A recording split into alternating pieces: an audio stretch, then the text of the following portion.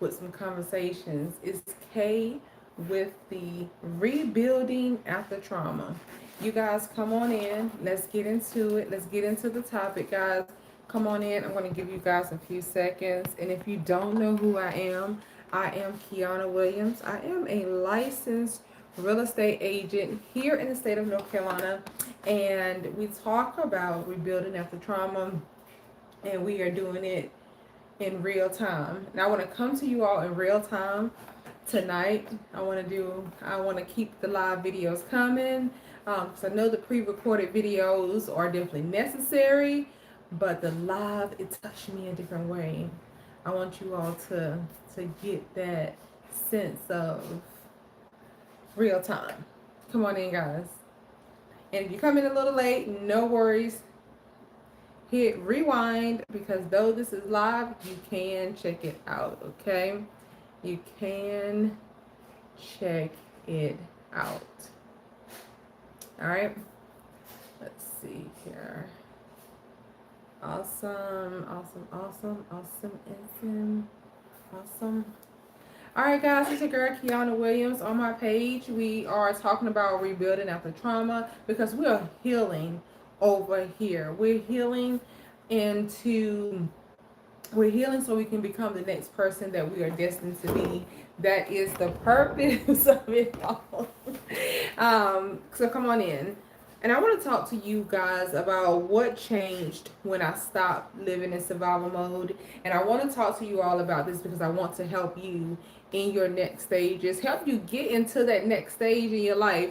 Because a lot of times we have people that they love us and they want us to get there and they want us to get there fast and they mean well, but sometimes in order for us to get out of that survival mode, we need someone that actually has been in that survival mode and not just telling us to get out of that survival mode, that is actually giving us helpful ways to pivot, giving us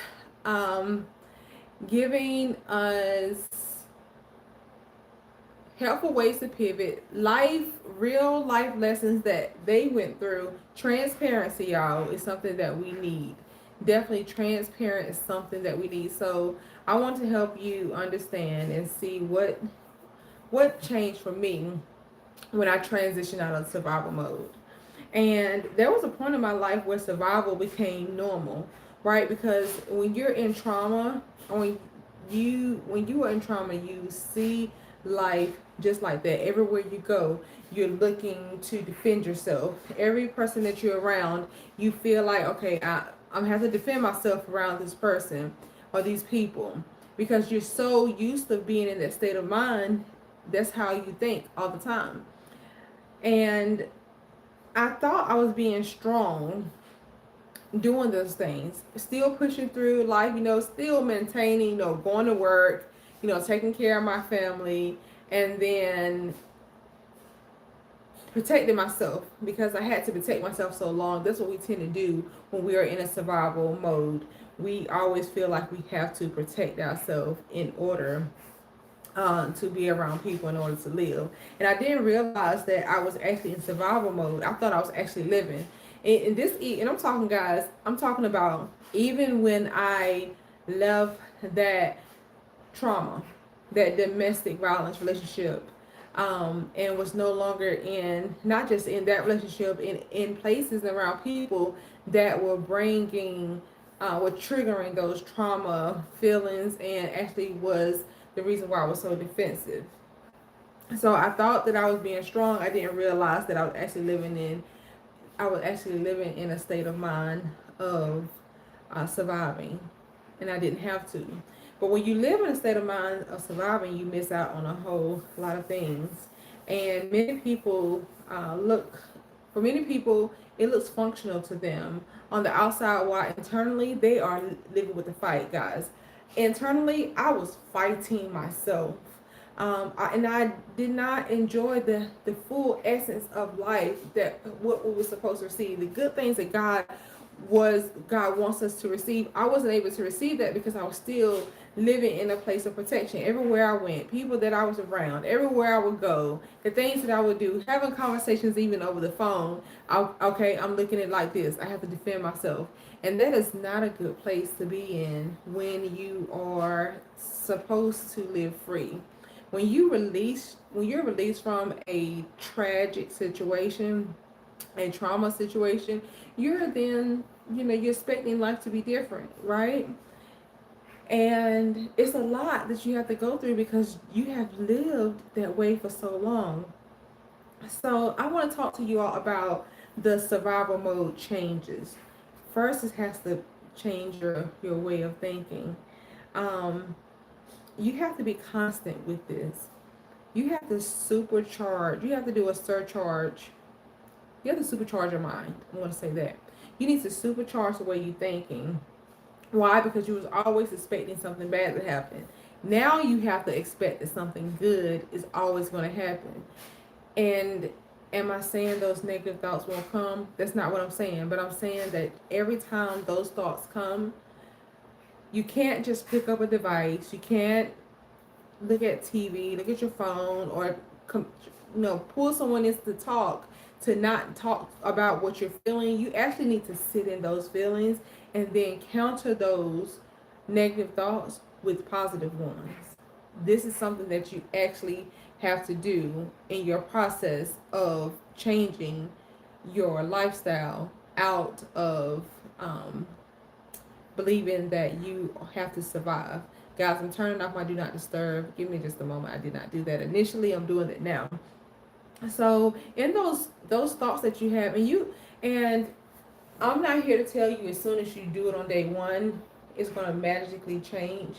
It's going to happen over time, and it's going to take a while. I am successful right now. I am in a much better place than what I used to be. But I will lie to you if I said that those negative thoughts don't come. Now I'm in a position, I know what to do with those thoughts. I sit in it. I understand, why am I going through this? Why am I feeling this way? And then I counter it to tell myself why those thoughts are no longer true. I'm no longer running for my life. I'm no longer having to protect myself and my children. I'm no longer in a mode where I have to watch everything that I say. I can't laugh. I can't be that person that I want to be. I'm no longer living in that state anymore. Okay? So I want you all to understand that as you continue to heal yourself, you will no longer have to experience those things exactly anymore. So, feeling guilty is something that you're going to experience as well while resting. Difficulty trusting people. Feeling like peace is unfamiliar. That's a big one. Feeling like peace is unfamiliar. That is a huge one. Why? Because living in that state of mind that you was in, that state that you was in a position where you was afraid or you had to protect yourself, and living in a survival mode, when you actually get into peace in the beginning, it's going to feel foreign. It's very much going to feel foreign because that's not something that you have rested in. Though it's something that you need, your nervous system, you have to understand what's going on with your body. Your nervous system is actually connected to that as well. And the enemy will use just those things that you are trying to heal from against you as well. Let's keep it real. We're not going to go too deep in that, but I'm just going to tell you, follow me. I just have to mention those things. So when you live in survival mode and long enough, calm can start to feel uncomfortable. And you need to remember that. Survival mode makes you reactive instead of intentional. You will react to every single thing because you feel like you are being attacked. In your mind, you feel like you're being attacked. That is part of you removing yourself from out of that survival mode. So I'm telling you this, give yourself some grace. Once you leave that relationship, you have to train yourself to know that I am no longer in survival mode anymore. You have to then be intentional about the way you think. You have to, I recommend this, getting you some journals, reading you some positive books. While you're riding down the road, listen to positive affirmations. Set your calendar, set your a daily alarm for affirmations. Remember the great things that you've done, who you are, and what you want to do in life. I highly recommend doing those things. Also, talk about it. It is Some people never learn to live because they only know how to survive. Exactly. And it's not their fault. It's because they lived in survival mode for so long. It's just now it's time to change that. It is time to correct that issue. And how can you do that? It takes time. So you have to respect the fact that change takes time. Let's think about this analogy, parable, whatever, however you want to say this metaphor. A baby is born and they go through different processes. In the first stages after the baby is born, they are just, they're crying, they're sleeping, they're eating, right? After time passes, they go through a stage of crawling. After that stage, they go through walking. After that stage, they're able to now run. Then they're able to run and talk, walk and talk. Then there's school, and so on and so forth. There's processes. So we have to, even though we're adults, we're no longer babies, but the process is very similar. When someone has been in a state of mind for a while, or a certain state for a while, it takes time to transition, and that has to be intentional. Our baby, before they walk, they actually walk and they fall multiple times. They continue to try over and over and over again, and we have to have that same mentality. Yes, I may fall, but I'm going to get back up and I'm going to try again. Why? Because I have a desire to reach a certain point. Write down what your desires are. Write down who do you want to be. Okay? That's super important. And know that you shouldn't be moving too fast. I understand though. Let me tell you. Transparency, I wanted to hurry up and stop feeling the way I was feeling. I was so over it. Truly, I was done with it. But I knew I could not move too fast. Why? Because you miss the healing. Moving too fast actually means that you're missing something. Now, will every phase be slow, the same pace? Absolutely not. Because just like you picking up momentum, if you pick up momentum, eventually you're going to be able to move faster. But it's a process. It's like a baby. When they first start to run, they fall. When they first start to walk, they fall. But eventually they keep that momentum up. They will be Speedy Gonzalez, okay? They will be the road runner, okay? So it just takes time. So be patient with yourself. Do not, I want to just tell you, do not talk negatively to yourself. Do not think negatively about yourself. Do not think negatively about a situation, because you are not moving at a pace that you think that you should, or someone else think that you should. Look, you are a grace extender, and I want you to extend that grace on yourself. Okay? Very much necessary. So also you have to learn how to make decisions. You're going to learn how not to make decisions out of fear. What do I mean by that? There's going to be opportunities for you, and initially you're going to be afraid because you feel like you have to protect yourself. My thing was speaking in front of people, right? Because at a young age, even before your trauma comes from your childhood. So this is before I even got into a domestic abusive relationship. It was way before then. When I was a kid, my voice was not heard. So I felt like my voice was not valid. So I then began to shrink, because I did deal with a lot of childhood trauma. And a lot of our issues, if we always look at it, go back to your childhood, fix it there, and then move forward. And I did not feel like I needed to speak. I know I had to talk, but what I had to say I felt like what I had to say was not important and didn't hold any weight. Now I know that's not true. I know the voice that I have is giving me, is for power, and yours is too. Always feeling urgency. That goes back to say when you're moving too fast. You feel like you gotta hurry up and do something because your life depends on it. Mm-mm. Mm-mm. Mm-mm. God allows us to move at a different pace. Slow and steady is better than fast and empty. Slow and steady is better than fast and empty. How? Because if you move too fast, you can knock something over and then you have to start all over again. Let's do slow and steady. And you slow and steady, you're able to get that right momentum at the right time and hold on to it, okay? Remember, you will not be at the same space, the same pace for the entire time.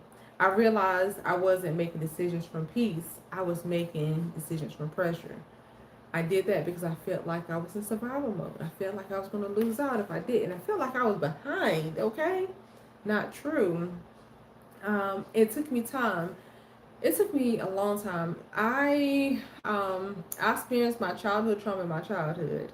I experienced trauma, things that I did in between before I even got married. Then I went through a divorce in 20. I went through a separation, thank God, in 2020, 2021, divorced in 22, and I was able to move forward. Thank you. So I say that to say this: healing does not happen overnight. It takes time. And give yourself some grace. Healing is a process.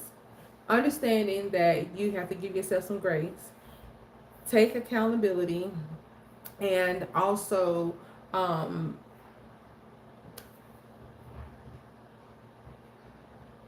give, forgive. Forgive those who hurt you, those who do not speak up for you, those who may have abandoned you, and yourself. All the things. This you need a whole forgiveness tree. You need a whole book about forgiveness because you got a lot of people named that needs to go on that in that book. You need to start forgiving. I had to do that, and it really helped me to do that. Then I also had to realize what were boundaries. Why? Learning boundaries. Oh my God. Learning them for myself and also learning that I could give them as well. Okay. Why? Because when you're in survival mode, you really don't have any boundaries, healthy boundaries. When you're in survival mode, you protect yourself from the good and the bad. Okay. You protect yourself from the blessings and Satan. But he wants you to be isolated, right? Now there are times that isolation is good because healing comes when you are alone, okay? But that doesn't mean that you should be isolated most of the time. Okay, that's only a trick. But you do need boundaries. And let me give you an example so then that way you can follow me. Once I learned that boundaries was healthy and what boundaries that I needed, because your boundaries are not my boundaries, so on and so forth. Learn what's going to protect you, right? For example, some people are not even allowed in my life anymore. No longer at my home, no longer in my space. And I still love them and wish them the best. But when you have been hurt for a certain, point of your life, you have to be mindful, is this going to cause more issues for both of you guys? Because when you're hurt to a certain extent, you cannot allow those particular people that hurt you in your space, because it won't be a wonderful or pleasant place for anyone. So it's best that respectfully you keep them out of your life and make it very clear. Boundary: speaking up and saying what you want. Never assume that someone understands what you're saying. Speak your mind, but speak it with respect. Learning to rest. Oh my God, I had a hard time sleeping because during my trauma, I was attacked a lot of times when it was time to sleep. And when you're deprived of sleep, it also messes with your mental greatly. Not just your mental, the way you age, the way you feel, all the things, the way you think. Um, so I had to build a resting period in my life, going to sleep at a certain time, determined that I'm not going to sleep that late, and I'm going to get a certain amount of hours of sleep when I'm sleeping. I had to put me as a priority, and I used to feel guilty about that. And the next thing I'm going to talk to you about is about self awareness. How did I feel? How is this making me feel? Is this situation helping me or is it hurting me? I have made a decision that I am no longer going to make myself so uncomfortable to help someone else. Who am I helping? Not me. I have. This is not selfish for me to help me. It's because if I can't help me, and there's no way I can properly help anyone else.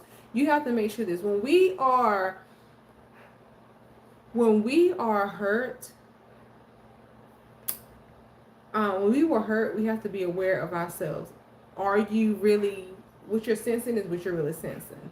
There's time for that. Oh, being aware of what you're feeling, even though you are not always sensing the right things, but you have to be aware. First, awareness is the first step. So if you become aware of what you're feeling, then you can address that and then understand yourself.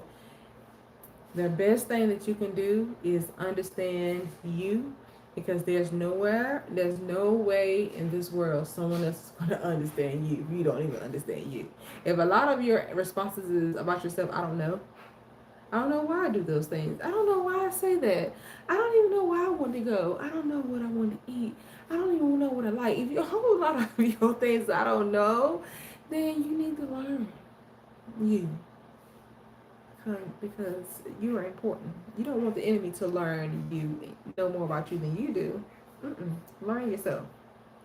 Giving yourself permission to go slowly, okay? I know you're looking at your friend over there or that person that you look up to so much, and you want to hurry up and get there, but give yourself permission to go slow. You don't know what that person went through and at what pace, okay? They gave themselves some grace. And if they did not go at a great pace, you don't know what they're paying for later. Focus on you. You are the prize. Okay? So healing wasn't one big moment for me. As I stated, it took time. Small decisions that I repeated over time. Okay? So what actually changed? I talked about what improved with you guys, what things that I did, your mindset, your confidence, your discernment. Listen to that little thing. Your stomach is your second brain. Listen to your your stomach, what it's telling you. Listen to your spirit. Even though you may not have a clear line of communication, like it may be speaking a foreign language at times, but if you sit in it and you study it, you will understand exactly what is it saying and then respect it. Okay. For a long time, for a long time, I thought I was hearing God. I'm just going to keep it real, and I was not, until I realized. Once I realized that God wasn't actually telling me that a particular person was for me to help me, God was actually warning me that when this person comes to your life, they're going to be a hindrance to you. So I had to block that person, cut them off, all the things. And let me just tell y'all, I'm not talking to the people who are not spiritual right now. I'm not talking about people who are not spiritual right at this second. And if you're not spiritual, stay. You may listen, you may learn something. If not, come back later, okay? So let me be transparent.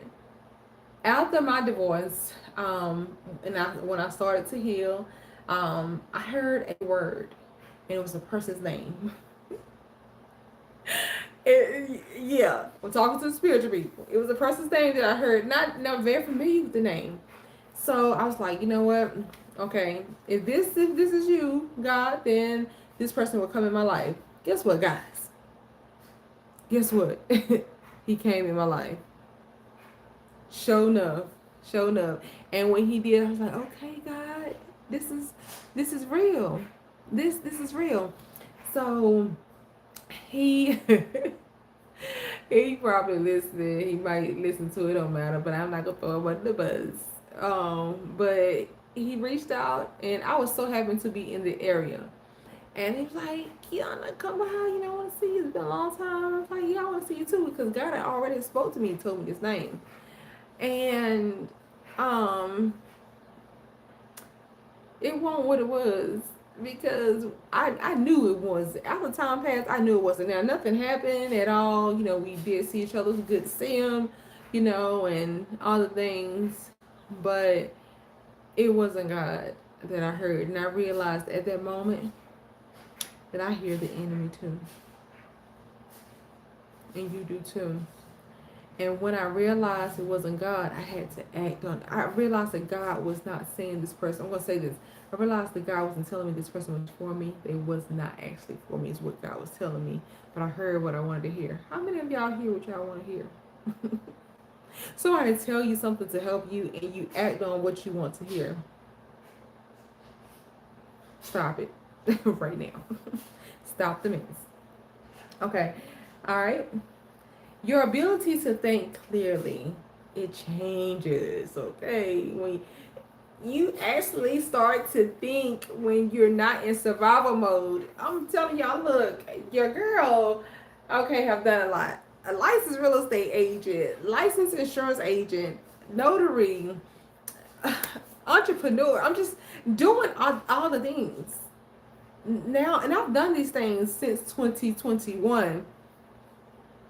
Okay, so there's nothing that you cannot do. What I'm trying to tell you, I'm giving you these accolades, but I'm telling you this because there's nothing that you cannot do. And if you, and because I'm giving you my accolades, let me just tell you, if I got on your nerves, if you felt like, oh, I'm talking about myself, I am. But if that bothered you some, you need to heal, because someone else's win does not make you a loser. Can I say that again? Someone, let me do this. Did you all hear me? Someone else's win does not make you a loser, okay? Someone else's win does not make you a loser. What it does, it lets you know what's possible, okay? Keep it real. Let's come. You want people around you who are doing things, amazing things that you want to do, to get people around you that are above what you're doing. That doesn't mean that you can't get there. That means that they are a beacon of light for you. They are actually giving you the ability to understand that yes, it's possible for you. So when someone else shares with you their wins, that does not mean that you're a loser, because you are not. You are a winner. So don't, we're changing the way we talk about ourselves. Okay. Okay. All right. Your relationships. Oh my God. Look, no, don't get me started. Okay, I have very good relationships. I have good friends that I really do love them so much. I'm like, where have you been in my life? I'm glad they wasn't there, because I would have messed it up. But you start to bring on more healthy relationships, not just friend girls, guys, exactly, or the opposite sex. I'm going to say that the people that you're interested in dating, you will start attracting the right type of person, because it is like the saying is, you are what you eat. You attract who you are.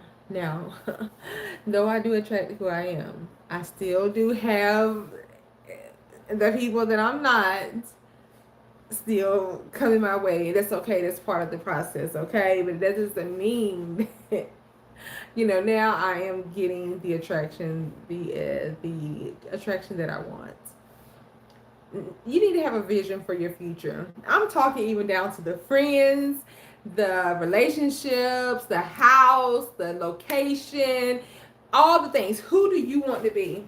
Have a vision for you, because the Bible tells us that a person that has no vision, has no direction. Have some vision for yourself. It is okay for you to dream.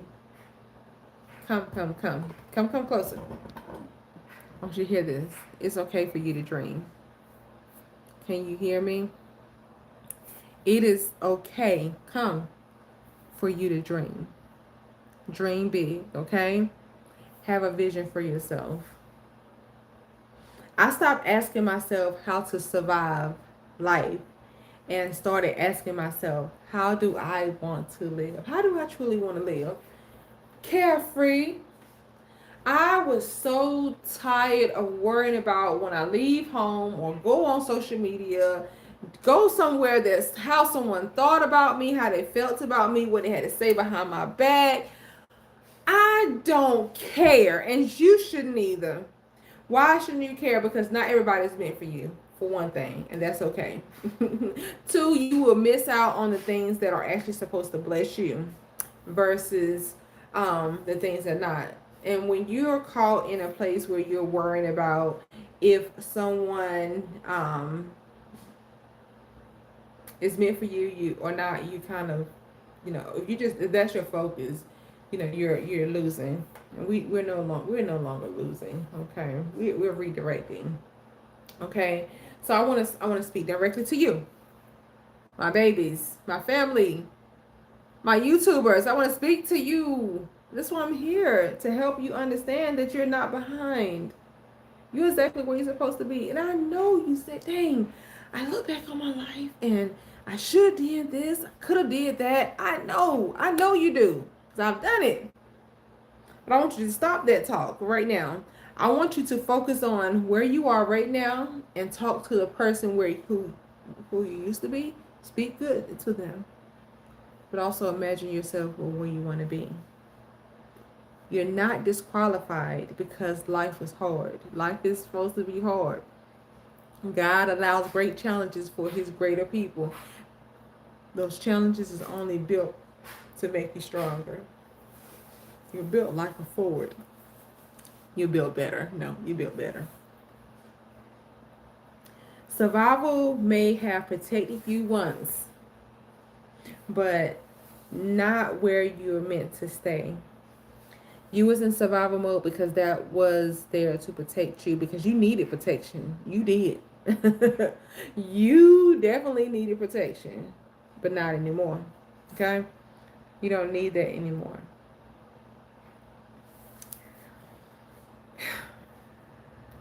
Guys, I hope that I was able to assist you.